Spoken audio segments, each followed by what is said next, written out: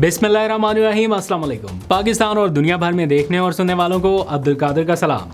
पाकिस्तान में 25 जुलाई की रात है। सियासी खबरों पर बात करने से पहले अभी मुझे किसी ने एक शेर भेजा, फिर मैं भूल जाऊंगा। मैंने सोचा व्लॉग के आगाज़ में आपकी नज़र किए देते हैं। तो शेर है जनाब कि तनख्वाह बढ़ती है सालाना। जी हाँ, तनख्वाह बढ़ती है सालाना और पेट्रोल बढ़ता है रोज़ाना। शहबाज तेरी परवाज़ से जलता है ज़माना। ये शेर किसी ने भेजा, मैंने कहा आपकी नज़र किए देते हैं। आगे खबरों पे बात करते हैं जनाब। सेमीफाइनल से पहले फ़ाइनल की तैयारियां हो रही हैं और अलीमा खान एक बार फिर सड़कों पे निकल आई। सुहेल आफरीदी साहब कह रहे हैं कि सेमीफाइनल शुरू होने जा रहा है, लेकिन अलीमा खान की तैयारियां बता रही हैं कि वो किसी फ़ाइनल के लिए तैयार हैं। दूसरी जानिब इंडिया से जो खबरें आ रही हैं, थोड़ा आज उसके ऊपर भी जिक्र करेंगे कि इंडिया में जैन ज़ी छा गई है, लेकिन यहाँ पे गेम बुज़ुर्गों के हाथ में है, जैन ज़ी के हाथ में नहीं है। बुज़ुर्गों ने फैसले करने हैं, कब करेंगे, क्या करेंगे, जैन ज़ी को उसका इंतज़ार है। तो सुप्रीम कोर्ट के चीफ जस्टिस, इंडिया के सुप्रीम कोर्ट के चीफ जस्टिस के एक जुमले से कॉकरोच पार्टी कैसे बनी, एक जुमला किस तरह इतनी बड़ी मुज़ाहमती तहरीक में बदल गया, ये जंतर मंतर क्या है, जैन ज़ी ने कैसे ये सारा कुछ कर दिखाया, इसके ऊपर बात करेंगे। यहाँ पे पाकिस्तान में तो अनफॉर्चुनेटली जिस वक्त ये सारा कुछ हो रहा है, हम डिस्कस तो कर रहे हैं उसको, लेकिन यहाँ पे वो बस एक ही टॉपिक आजकल चल रहा है, उसी के ऊपर पॉडकास्ट चल रही हैं, उसी के ऊपर जब स्क्रॉल करो आगे से वो कोई और टॉपिक ही नहीं है। मतलब यहाँ पर ये हम डिस्कस कर रहे हैं पूरा दिन। वो मैं हैरान हूँ कि पॉडकास्टर्स के पास भी इतना टाइम है, पता नहीं व्यूज़ का चक्कर है या क्या है, और उनके पास भी इतना टाइम है कि इतना पर्सनल इशू, इतना निजी इशू वो इस तरह से डिस्कस कर रहे हैं। एक एक दिन में 2-2, 3-3, 4-4 पॉडकास्ट हो रही हैं इस मामले पर, और जो कर रहे हैं मैं उनकी अकल पे भी हैरान हूँ। और दूसरा, आज पाकिस्तान के वज़ीर-ए-आज़म हाउस में, वज़ीर-ए-आज़म ऑफिस में, सॉरी हाउस में नहीं, ऑफिस में एक नई एंट्री हुई है, उस पर भी बात करनी है। लेकिन पहले ज़रा सा आ जाइए अलीमा खान की स्ट्रीट मूवमेंट पे बात करते हैं। वो जनाब जारी है। पहले सवात, देर, ये सारे इलाके कवर करके आज वो मर्दान में पहुंची हैं और एक अच्छा रिसेप्शन उन्हें मिला। आसपास अच्छी तादाद में लोग मौजूद थे और उनकी स्ट्रीट मूवमेंट को लग रहा है कि एक्सेप्टेंस लोगों में मिल रही है, लोग उनके साथ जुड़ रहे हैं, और जो विजुअल्स आ रहे हैं उनको देख के तो बहरहाल ऐसे ही लग रहा है। तो चूंकि ये पावर शो मर्दान में था, तो मुझे ये लगा कि अली मोहम्मद ख़ान तो कहीं ना कहीं ज़रूर नज़र आएंगे, चूँकि मर्दान से वो MNA हैं, मुंतखब हुए हैं इन लोगों के वोटों से लेके, तो वो शायद यहाँ पे नज़र आएंगे। और हालिया दिनों में एक कंट्रोवर्सी भी क्रिएट हुई जब उन्होंने मौरूसियत के ऊपर बात की और फिर उन्होंने उसको डिफेंड किया कि मेरा इशारा इधर नहीं था, अलीमा खान साहबा की तरफ लोग ले गए और एक तूफ़ान खड़ा कर दिया। इनके बारे में नहीं बात कर रहा था, मैंने तो कोई 12 दिन पहले की कोई ट्वीट की थी, इसलिए मैं उसके बारे में बात कर रहा था, उसी दिन उसको कोट करके जिस दिन अलीमा खान सड़कों पे निकली। बहरहाल उन्होंने काफ़ी वजाहतें दी। आज वो सारा तासुर ज़ायल हो सकता था जो सोशल मीडिया अली मोहम्मद ख़ान साहब के बारे में कहता रहा, अगर वो कहीं पे अलीमा खान साहबा के साथ नज़र आते, खड़े होते।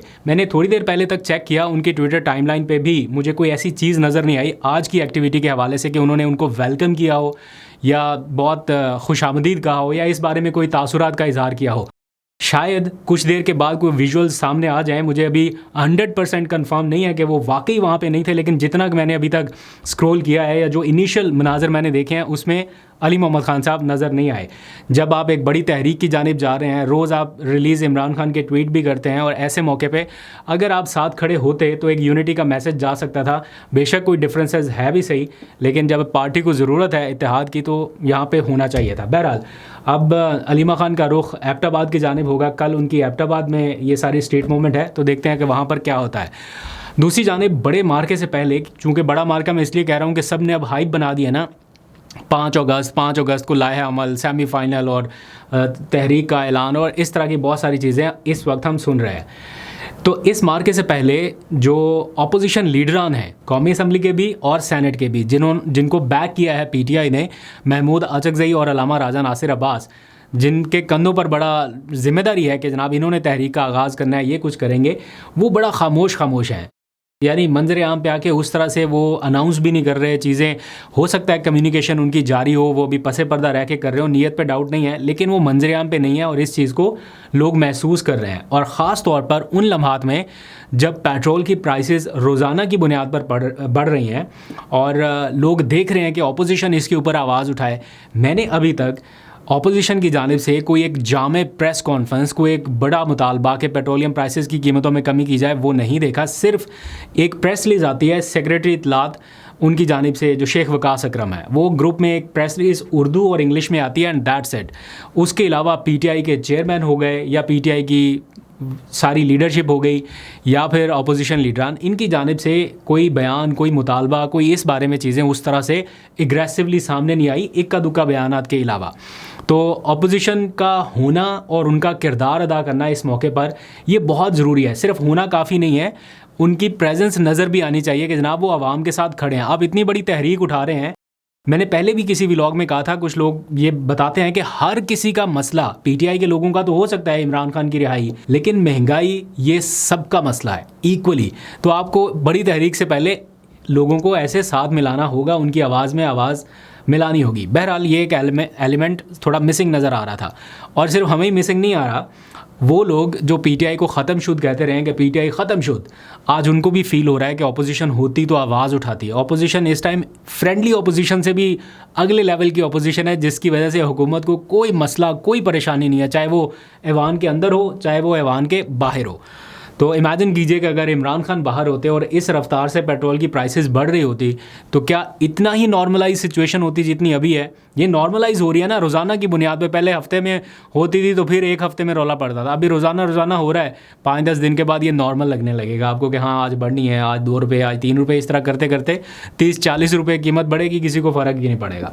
एनीहाउ आगे बढ़ते हैं, ज़रा हमसाया मुल्क इंडिया की तरफ भी जाते हैं जैन ज़ी के प्रोटेस्ट के ऊपर। लेकिन उससे पहले एक ख़बर मैं शामिल कर दूं कि वज़ीर आज़म ऑफ़िस में आज एक और एंट्री हुई है, और वो एंट्री है वज़ीर आज़म के साहबजादे की।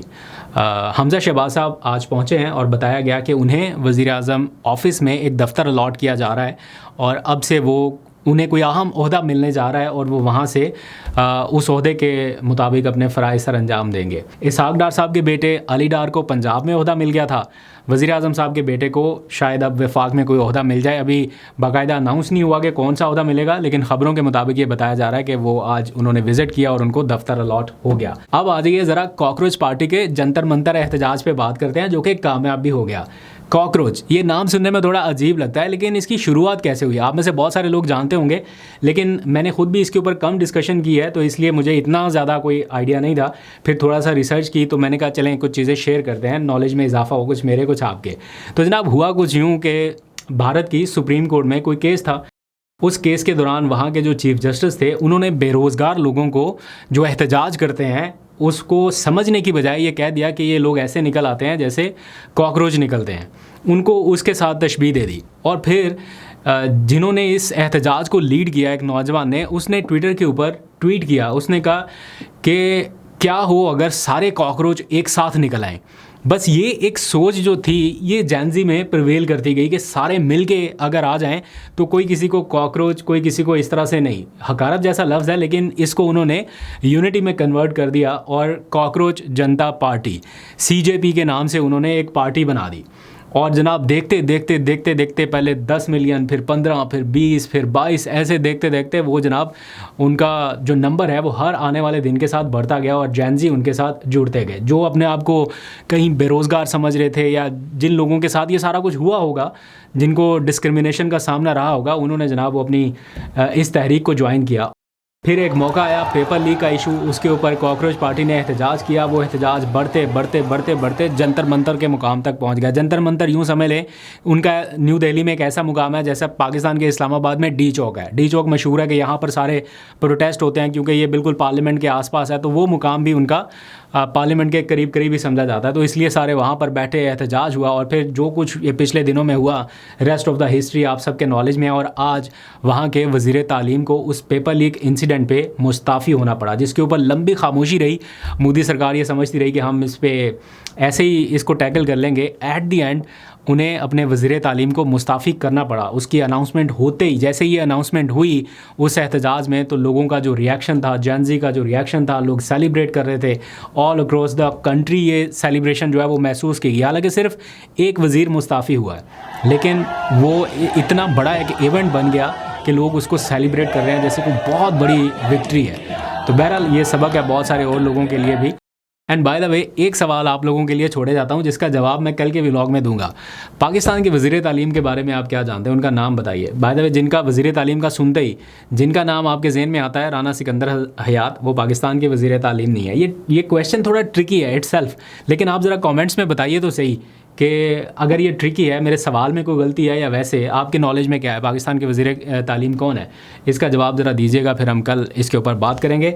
जाते जाते आखिरी खबर ये कि पाकिस्तान पीपल्स पार्टी और मुस्लिम लीग नवाज़, इनके दरमियान जो मामला चल रहा है वो और ज़्यादा दिलचस्प हो गया, क्योंकि ख़बर ये मिली कि पीपल्स पार्टी ने मीनार पाकिस्तान पे जलसा करना था और उन्हें इजाज़त नहीं मिली। पीपल्स पार्टी के कारकुनान ये इल्ज़ाम लगा रहे हैं कि हमें पंजाब पुलिस की जानिब से तशद्दुद का निशाना भी बनाया जा रहा है, हमारा सामान भी जब्त किया गया, हमें पहले कहा गया इजाज़त है, फिर कहा गया कि नहीं इजाज़त मिल सकती। इस तरह की सिचुएशन पीपल्स पार्टी को फेस करना पड़ रही थी। अगर पीटीआई के साथ ये सारा कुछ हो रहा है तो चले ये एक सिचुएशन नॉर्मलाइज हो गई पीटीआई के लिए, समझ में आती है ये बात, क्योंकि 5 अगस्त को उन्होंने भी मीनार पाकिस्तान पर जलसे की इजाज़त दे रखी। तो ये एक खामखा का इशू बन जाता कि अगर पीपल्स पार्टी को आज इजाज़त दे रहे हैं तो कल पीटीआई को भी देनी पड़ेगी। ये मामला पीटीआई अदालत में ले जाएगी तो फिर अदालत में ये वो कहेंगे कि जनाब कुछ दिनों पहले इन्होंने पीपल्स पार्टी को इजाज़त दी और आज हमारे लिए मसला बना रहे हैं कि कोई इशू है, कोई सिक्योरिटी का मामला है फ़लाँ, तो इसलिए वो कहा गया कि जनाब इजाज़त नहीं दी जा सकती। इसके ऊपर पीपल्स पार्टी की टॉप जो क़यादत है उनकी जानिब से रद्द-ए-अमल भी नहीं आ रहा है। ऐसा लग रहा है कि जैसे ये सारा कुछ ऊपर डिस्कस हुआ है कि हाँ जी ऐसा ही होना है, वरना ऐसा हो सकता है कि 2 इत्तेहादी जमातें हों, पीपल्स पार्टी जलसे के लिए आना चाहे और उनके कारकुनान को मारा पीटा जाए या उनको एनओसी ना दिया जाए।